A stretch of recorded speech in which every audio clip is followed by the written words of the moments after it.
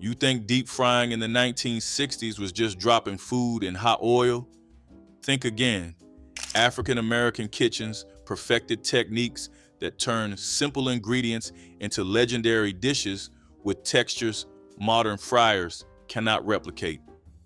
Let's dig into 30 forgotten deep fried techniques that made 1960 soul food so good. Cast iron pre-seasoning rituals were sacred practices that transformed ordinary pots into legendary frying vessels. Before any oil touched the skillet, grandmothers would heat the empty pan slowly over low flames, allowing iron to warm evenly and release moisture from its pores.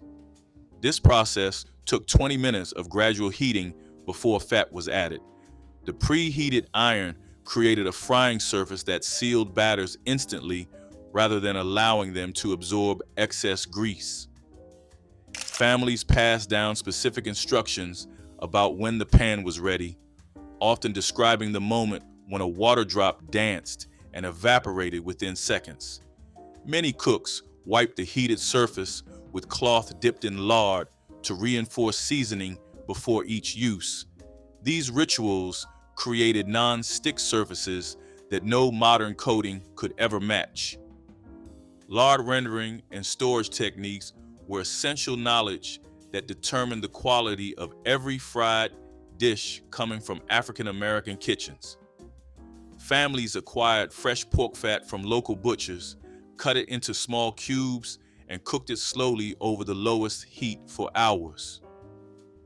The process required constant attention, stirring regularly to prevent scorching, while fat liquefied into pure white liquid gold. Once rendered, lard was strained through cheesecloth multiple times to remove crackling remnants that could burn during frying.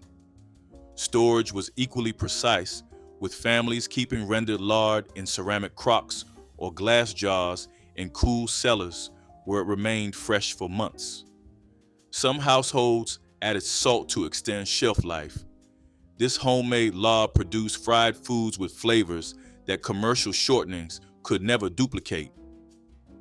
The smoke point test was a visual skill that separated novice cooks from masters of the fryer. Before kitchen thermometers became common, African American cooks learned to read oil temperatures through careful observation. They watched for the first wisps of smoke rising from the surface, knowing this indicated peak frying temperature. Too little heat meant soggy, grease-soaked food, while too much smoke meant burnt coatings and bitter flavors. Experienced cooks developed intuition for the exact shimmer and movement of properly heated oil, describing the moment when the surface seemed alive with tiny ripples. This knowledge passed through demonstration rather than written instruction, with mothers guiding daughters to recognize subtle visual cues. Mastering the smoke point test guaranteed perfectly golden fried foods every time. Flour dredging methods in 1960s soul food kitchens went far beyond simple coating techniques.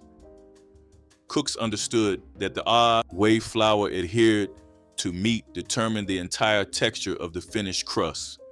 The process began with patting proteins completely dry, as any moisture created steam pockets, preventing adhesion.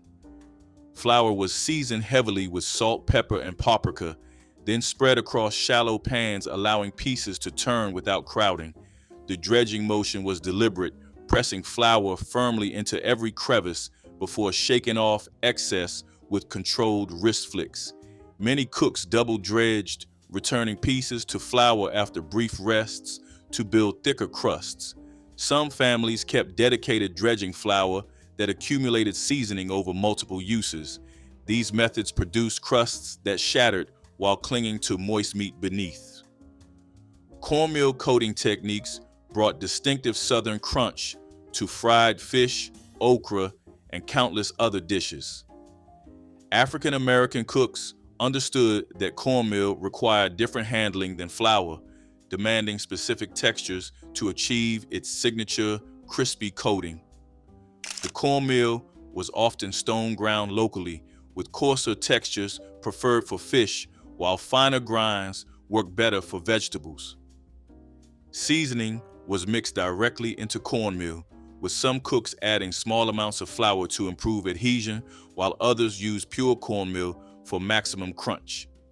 The coating process required pressing food firmly into the meal, ensuring complete coverage that formed an unbroken shell during frying. Temperature control was critical with cornmeal, as it browned faster than flour. These techniques defined Southern fried catfish. Buttermilk soaking was a transformative technique that tenderized tough proteins while creating superior coating adhesion. African American cooks discovered that acid in buttermilk broke down muscle fibers in chicken and pork, producing remarkably tender results after frying. Soaking time varied by protein, with chicken often submerged overnight while smaller pieces required only a few hours. Beyond tenderizing, buttermilk created a tacky surface that grabbed flour and held it firmly throughout frying. Some families added hot sauce directly to the buttermilk bath, allowing flavors to penetrate deep into meat before cooking. The technique was especially valued for older chickens or tougher cuts needing help becoming tender. Buttermilk soaking became so essential that many cooks considered this step non-negotiable for proper soul food. Double-dipping batters created the thick, craggy crusts that made 1960s fried chicken legendary.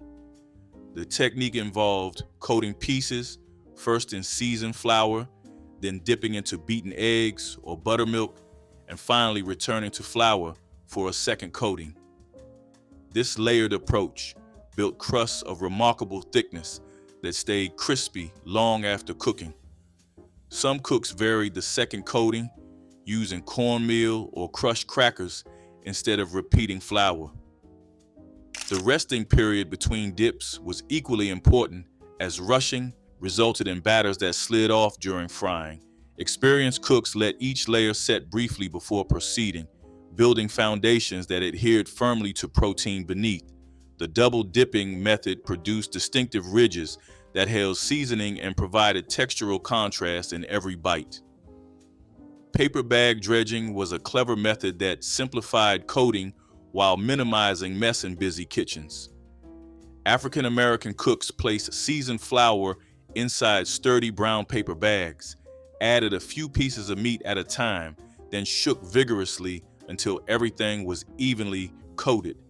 The enclosed space created efficient tumbling that covered food more thoroughly than open pan methods.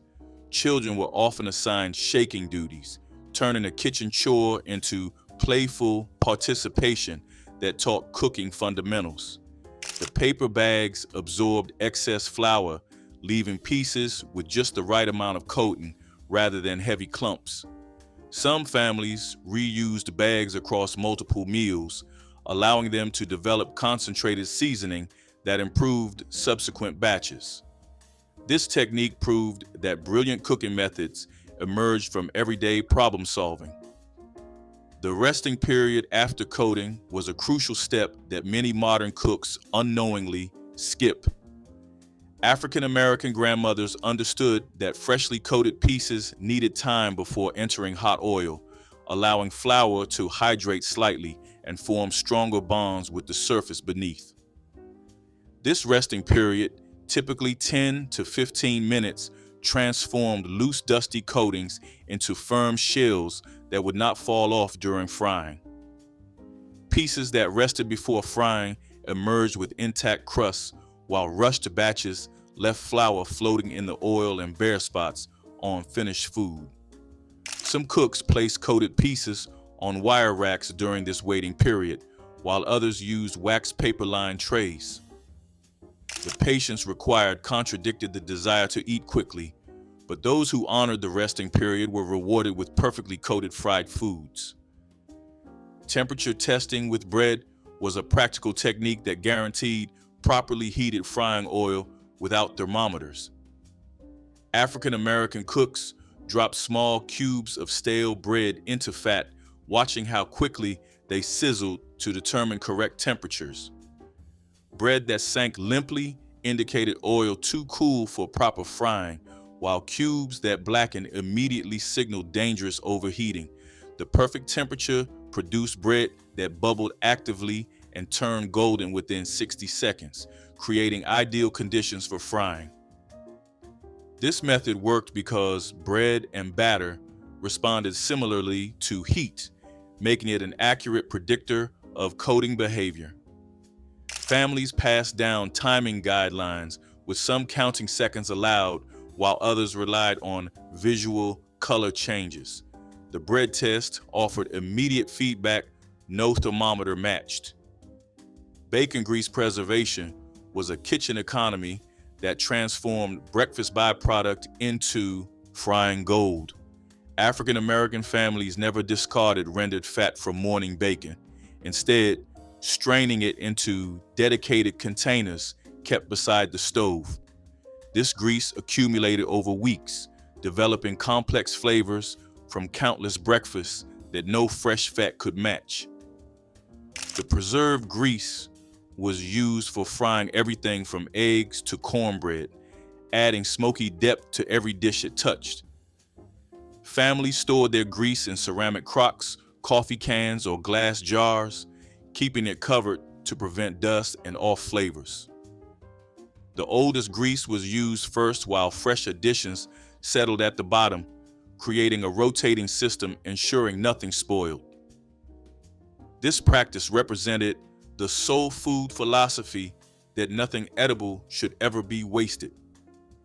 The crowding prevention method was fundamental knowledge that determined whether fried foods emerged crispy or soggy. African American cooks understood that adding too many pieces to hot oil dropped the temperature dramatically, causing food to steam rather than fry. They worked in small batches, often 3 or 4 pieces at a time, maintaining high heat necessary for proper crust formation. This patience contradicted the desire to finish quickly, but results justified the extra time.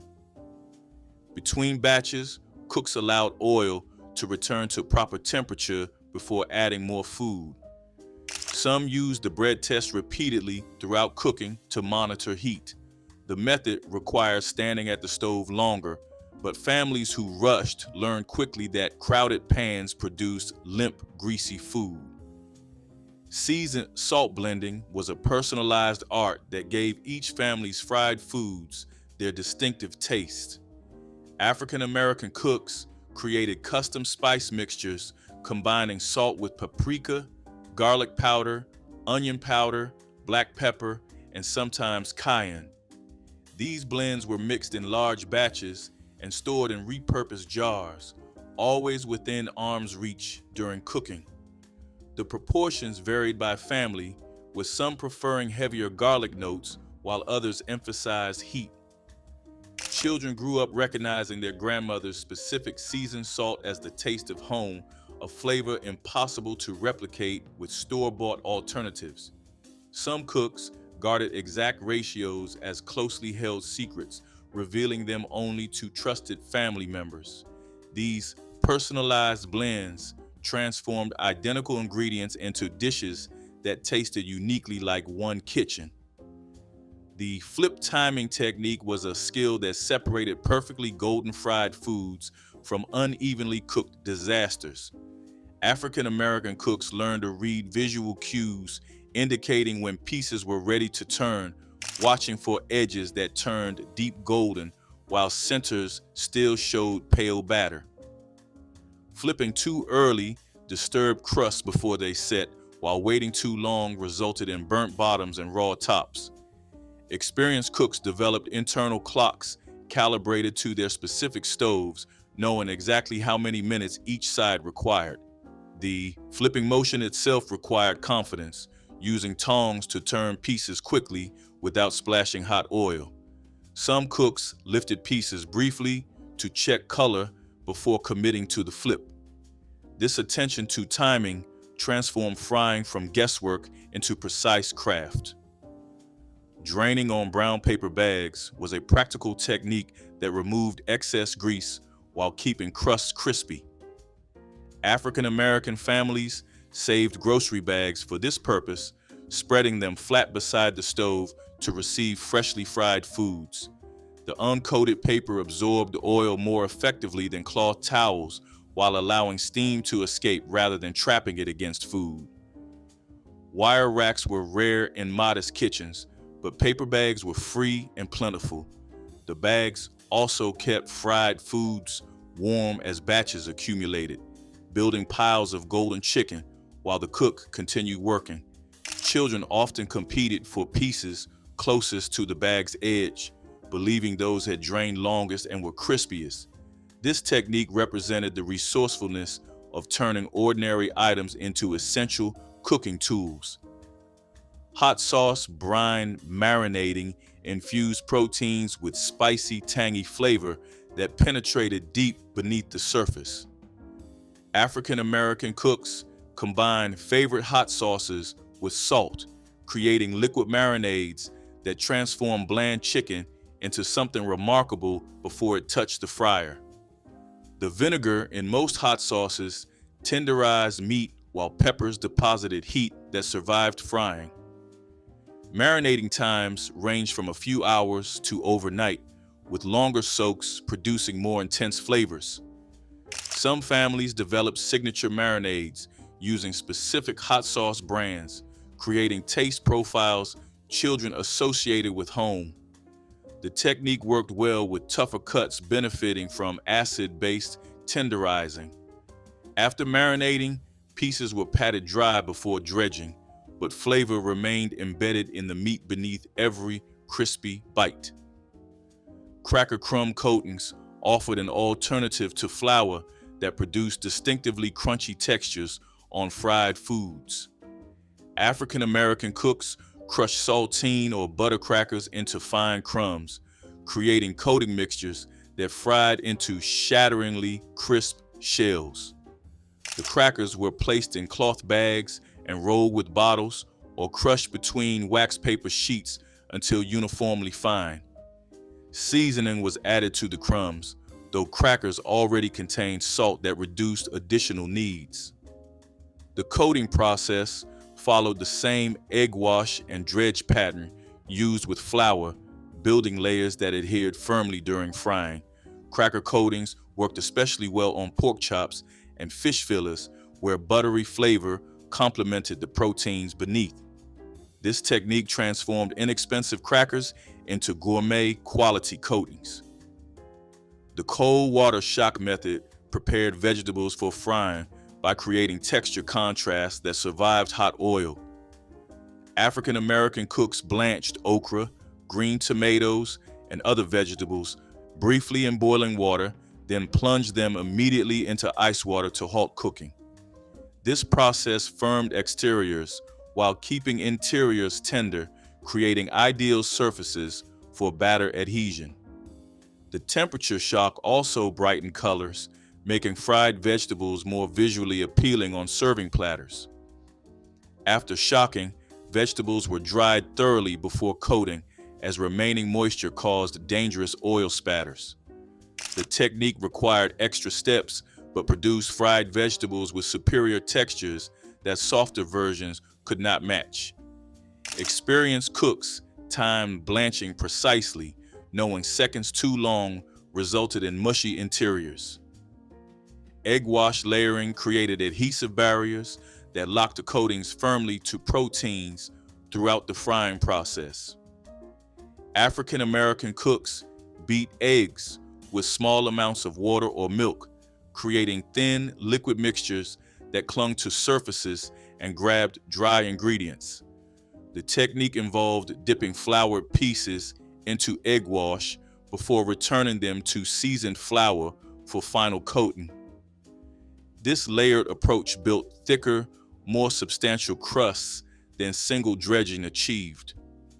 Some cooks added mustard or hot sauce directly to their egg wash, introducing additional flavors beneath the outer crust. The egg wash also helped coatings brown more evenly, producing deep golden color that signaled properly fried food. Families who skipped this step noticed crust fell away during cooking, floating separately in oil. Oil straining and reuse stretched precious frying fat across multiple cooking sessions without sacrificing quality. African American families could not afford to discard oil after single uses, so they developed careful cleaning methods extending its life. After cooling, used oil was poured through fine mesh strainers or cheesecloth to remove food particles that would burn during subsequent frying. Some cooks added potato slices to dirty oil and fried them briefly, believing potatoes absorbed all flavors and cleaned the fat. Strained oil was stored in covered containers away from light and heat until needed again. Families tracked how many times oil had been used, knowing it eventually degraded beyond usefulness. This stewardship represented economic necessity and the principle that wastefulness was unacceptable. The crackling addition enriched batters and coatings with concentrated pork flavor that elevated every fried dish.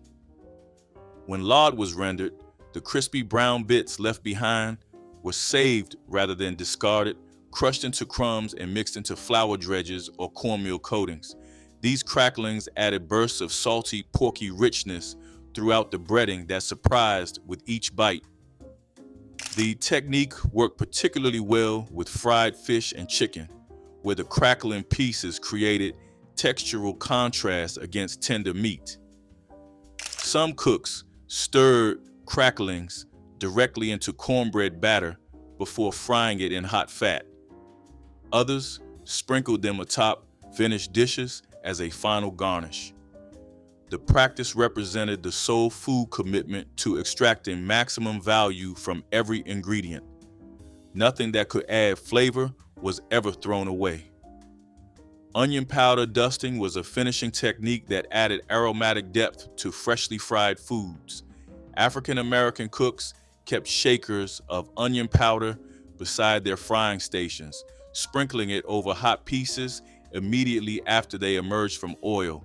The residual heat activated the powder's volatile compounds, releasing savory aromas that made mouths water before the first bite. This final seasoning layer adhered to the slightly oily surface, creating flavor that flour dredges alone could not achieve. The technique worked especially well on fried okra, where onion powder complemented natural earthiness. Some cooks combined onion powder with garlic powder and paprika for more complex finishing blends. The practice showed that seasoning continued after cooking ended, with each step building layers of flavor. The lid steam method finished thick pieces of fried meat by trapping heat to cook interiors without burning exteriors.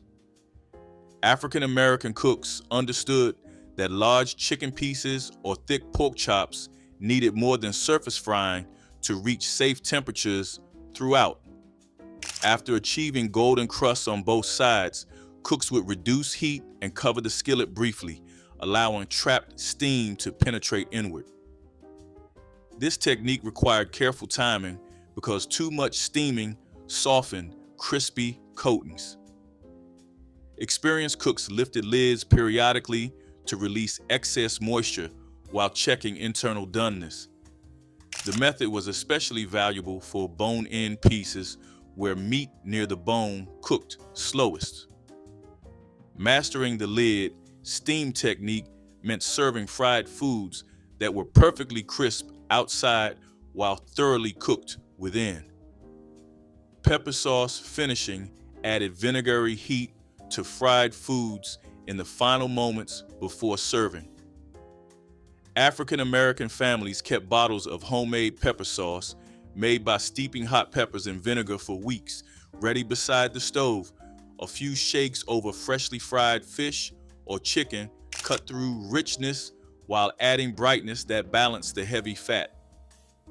The vinegar evaporated quickly on hot surfaces, leaving behind concentrated pepper flavor without excessive moisture that could soften crusts.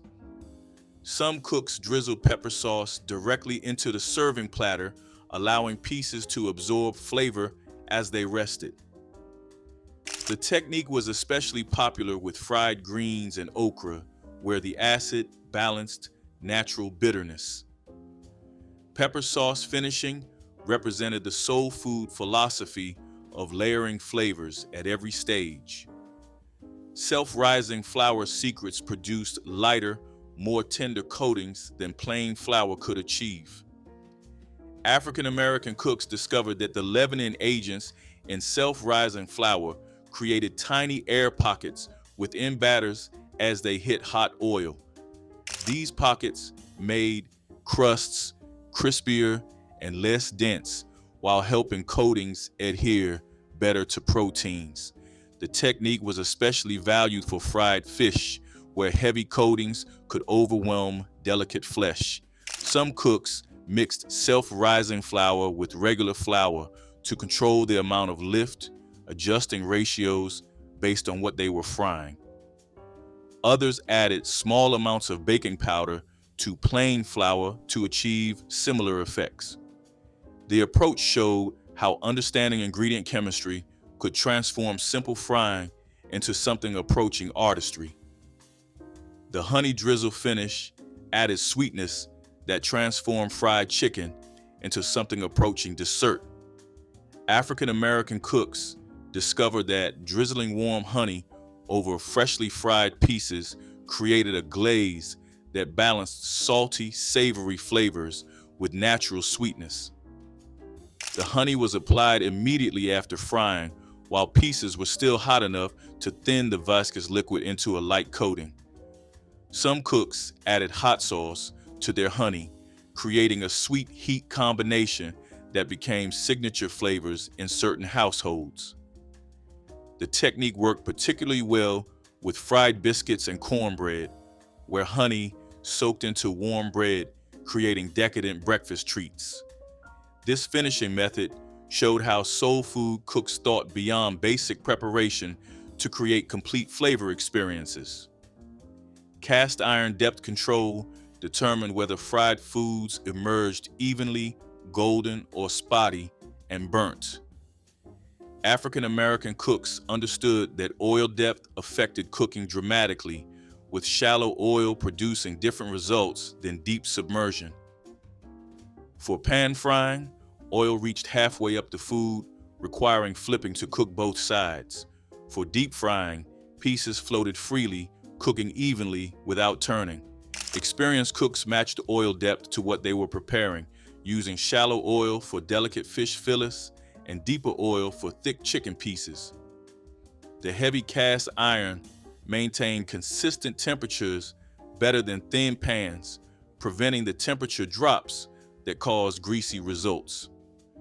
Controlling oil depth represented advanced frying knowledge passed down through generations of skilled cooks. Fried mullet with hush puppies brought the flavor of coastal mornings to inland tables, celebrating the bounty of southern waters. Fresh mullet fillets were seasoned and lightly dredged in cornmeal before being fried to a crisp golden finish, their mild flesh staying tender and flaky. Alongside the fish, cornmeal hush puppies sizzled in the same hot oil, forming round fritters with a crunchy crust and soft, savory interior.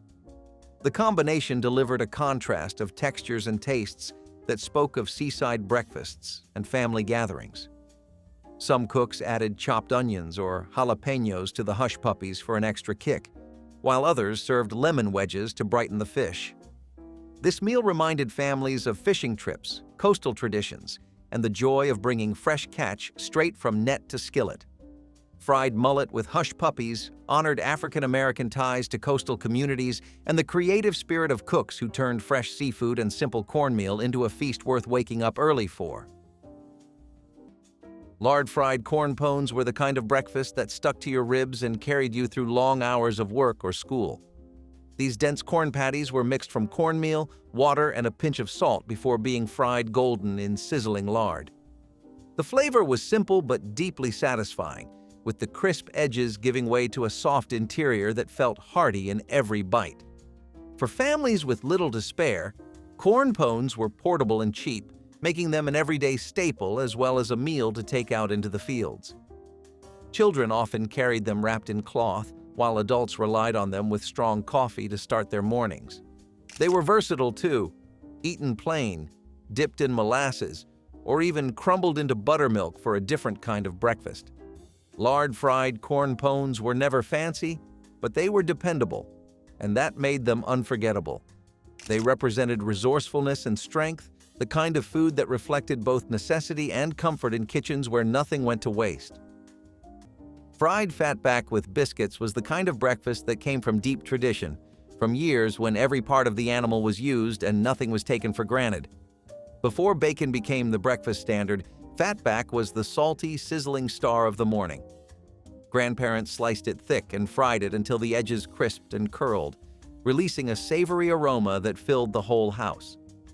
The drippings soaked into fresh biscuits, turning them into something rich and flavorful without needing butter or gravy. The combination was simple but powerful. A pairing that carried families through long days of labor, and school fatback was inexpensive, accessible, and packed with flavor, which made it a natural choice for rural homes and city kitchens alike. Children grew up associating that salty crunch with mornings spent around crowded tables, hands reaching for biscuits still warm from the oven. Even though fatback is rarely seen in modern breakfast routines, the memory of it remains strong for those who grew up with its bold taste. It represents a time when meals came from resourcefulness, from tradition, and from knowing how to make the most of what you had. Hoppin John morning bowl carried the luck and legacy of the South into every spoonful, blending black-eyed peas, fluffy rice, and smoky bacon for a meal steeped in tradition. Peas were simmered until tender with onions, garlic, and a hint of pork, then spooned over freshly cooked rice so the savory juices soaked into every grain. A sprinkle of green onions or a splash of pepper vinegar added brightness, while some cooks stirred in diced peppers for extra color and flavor. This dish had long been served on New Year's Day for prosperity, but in the 1970s, many African American families enjoyed it year-round as a hearty breakfast. It offered protein, fiber, and deep flavor that sustained workers and school children alike. Hoppin John morning bowl reminded each generation of the history carried in its ingredients, from West African roots to Southern kitchens, proving that food could nourish both body and spirit while keeping cultural memory alive with every bite of smoky, satisfying goodness. Mustard greens with cornbread was a savory pairing that many families leaned on as a breakfast, though it was eaten at other times of day too. Mustard greens, boiled until tender, were seasoned with bits of pork fat or salt for flavor. Eaten alongside hot cornbread, the meal balanced vitamins with starch, offering both nutrition and energy. It was cheap, filling, and deeply tied to tradition. For children, the bitterness of the greens was often softened by crumbling cornbread into the Potlikker broth, making it more palatable. Adults valued it as a sustaining meal that honored resourcefulness and cultural heritage. Mustard greens with cornbread symbolized strength and survival, representing the kind of food that nourished more than just hunger. It was humble, but it carried families through mornings when resources were thin, but resolve was strong. This dish was one of the quiet backbones of community kitchens, a reflection of endurance and resilience during times of hardship. Fried cornmeal mush with syrup was one of those breakfasts that quietly carried families through the hardest decades, long before boxed cereal took over the mornings. A pot of mush would be cooked and thickened the night before because nothing could go to waste, and cornmeal was one of the cheapest staples you could rely on. By sunrise, it would be firm enough to slice, each piece hitting the skillet with that gentle hiss that meant breakfast was truly beginning. The outside browned until crisp, while the inside stayed soft, warm, and steady, making every bite feel both hearty and familiar. When syrup was poured over those golden slices, it turned the humble dish into something sweet and comforting, the kind of sweetness that did not need to be fancy to feel special. Grandparents made this because it filled bellies, stretched ingredients, and tasted like something far richer than it really was. Children did not think about thrift or struggle, they just knew it tasted like love served on a plate. Fried mush might look simple today, but its roots run deep in memory, in resilience, in the way older generations held families together one skillet breakfast at a time. Even now, one bite brings back chilly mornings, warm kitchens, and the soft scrape of a metal spatula flipping a slice just right. Hot links with mustard gravy turned an ordinary morning into a bold feast of spice and tang, filling kitchens with the smoky perfume of seasoned sausage. Spicy, smoked hot links were seared until their skins blistered and juices sizzled, releasing a deep aroma that promised hearty flavor. Pan drippings were whisked with flour, broth, and sharp mustard to create a velvety gravy that carried both heat and brightness. Poured over slices of toast or spooned onto fluffy biscuits, the gravy soaked in and balanced the sausage's fire with a gentle tang. Some families added diced onions or a splash of vinegar for extra bite, while others sprinkled chopped parsley for freshness. This dish offered more than simple comfort. It was a statement of taste and tradition, celebrating the spice-loving side of Southern cooking.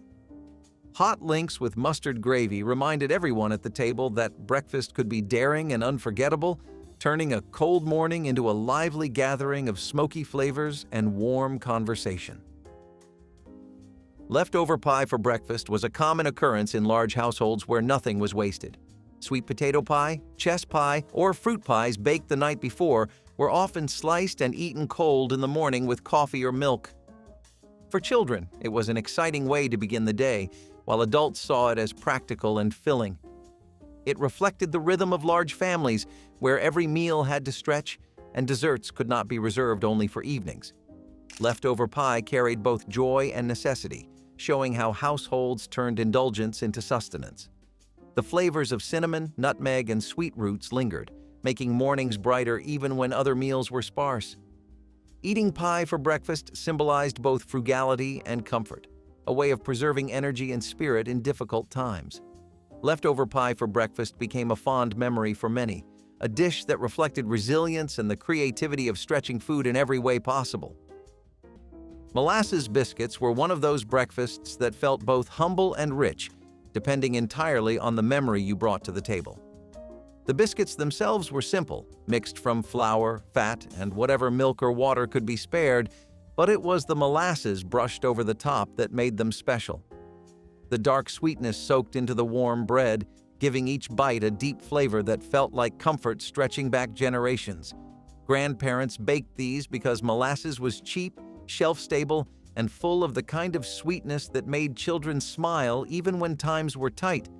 The smell alone could bring the whole household into the kitchen, filling the air with something warm and grounding. Some families served them with butter, letting it melt into every crack, while others ate them plain, enjoying the caramel-like richness all on its own. These biscuits were not fancy, but they tasted like care, like effort, like mornings where love was baked into every crumb. They were the kind of breakfast that lingered in your memory long after the plate was empty, reminding you of kitchens where nothing was wasted and everything was shared. Brown sugar sweet grits offered a playful twist on the classic savory staple, transforming stone-ground corn into a kid-friendly morning treat. Grits were cooked slowly in milk or water until creamy, then stirred with butter and a generous spoonful of dark brown sugar. The sugar melted into the hot grains, creating a caramel-like sweetness that balanced the subtle corn flavor. Families sometimes added raisins, sliced bananas, or a sprinkle of cinnamon for extra indulgence, while others enjoyed the simple pairing of butter and sugar alone. This sweet version of grits became popular in households where children preferred a hint of dessert for breakfast, yet adults appreciated its nourishing heartiness. Brown sugar sweet grits demonstrated how one ingredient could shift from savory to sweet with a few thoughtful touches, proving that a Southern classic could adapt to changing tastes while staying rooted in tradition and comfort. Each steaming bowl brought smiles to the table and warmth that lingered long after the meal. Sweet potato coffee cakes were born of Southern improvisation, where fresh sweet potatoes were mashed into dough to stretch ingredients and add natural sweetness. Families mixed the potatoes with flour, sugar, and spices, creating a dense but moist cake that could be sliced and shared in the mornings. It carried the familiar flavor of sweet potatoes while saving on costly ingredients like butter or eggs. For children, sweet potato coffee cakes often felt like a treat, while adults appreciated the practicality of turning a root vegetable into a breakfast staple. The cake was filling and long-lasting, offering energy for long days of labor or activism. Because sweet potatoes were plentiful and inexpensive, this dish became a common sight on tables throughout the civil rights era. It was a symbol of making do, a reminder that families could create joy from what the land provided. Sweet potato coffee cakes carried resilience in every bite, bringing comfort to households even in the hardest years. Banana pecan. Quick bread filled homes with the warm fragrance of ripe fruit and toasted nuts, offering a moist and hearty slice that worked as both breakfast and snack. Overripe bananas were mashed into a batter of flour, butter, and eggs, ensuring natural sweetness and tender texture. Chopped pecans folded through the mixture added a gentle crunch and a rich, nutty flavor that deepened as the loaf baked. Some families added a splash of vanilla or a pinch of cinnamon for extra aroma, while others left the recipe pure and simple. Sliced thick and served warm with a pat of butter, banana pecan quick bread made busy mornings feel a little more indulgent without requiring elaborate preparation. It became a beloved treat in African American kitchens, where thrift and flavor often went hand in hand. This bread proved that everyday ingredients, when combined with care, could produce a breakfast that felt special and comforting, filling kitchens with the scent of love and tradition. Hot water cornbread breakfast cakes were the quick morning version of a beloved staple that had already lived lifetimes in African American kitchens. A bowl of cornmeal mixed with boiling water created a dough that came together almost instantly, proving that good food did not need complicated steps or expensive supplies. Grandparents shaped the dough with their hands, patting each cake gently before laying it into the skillet where it sizzled and tightened into a crisp golden edge.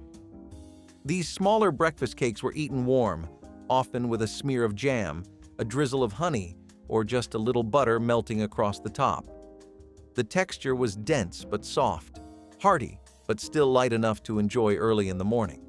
It tasted like home, like tradition, like something passed down not through written recipes but through practiced hands that knew exactly how the batter should feel.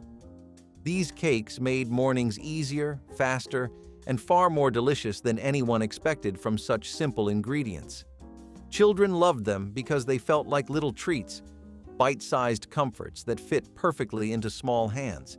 Adults loved them because they stretched the pantry and kept everyone fed without fuss or cost.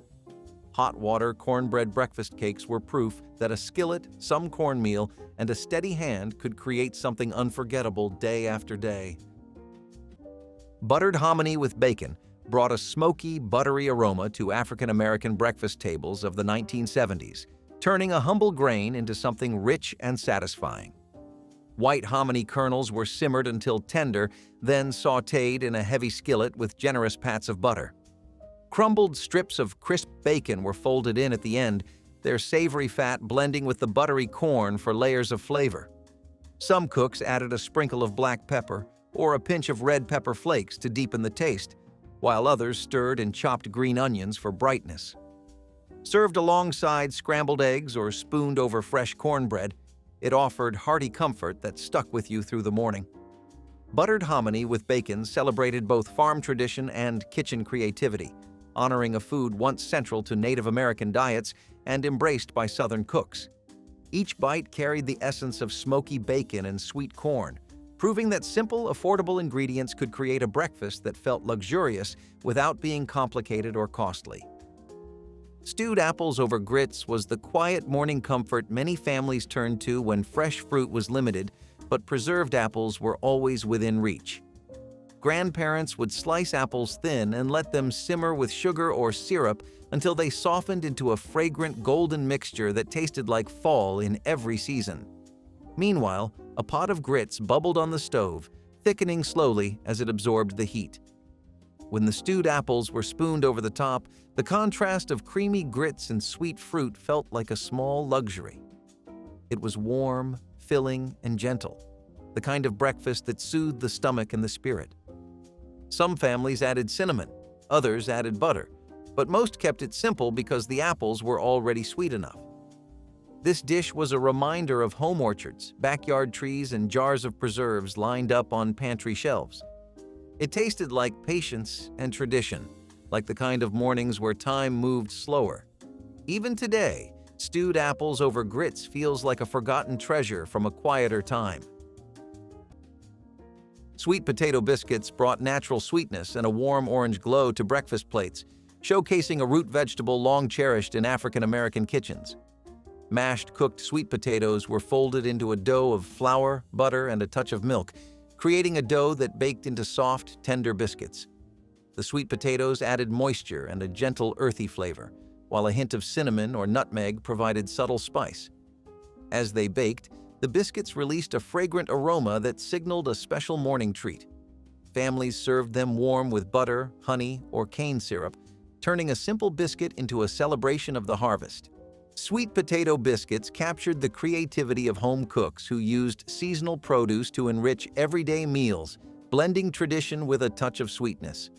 Their bright color and comforting taste made them a favorite for children and adults alike, proving that wholesome ingredients could create a breakfast that was both nourishing and delightfully indulgent.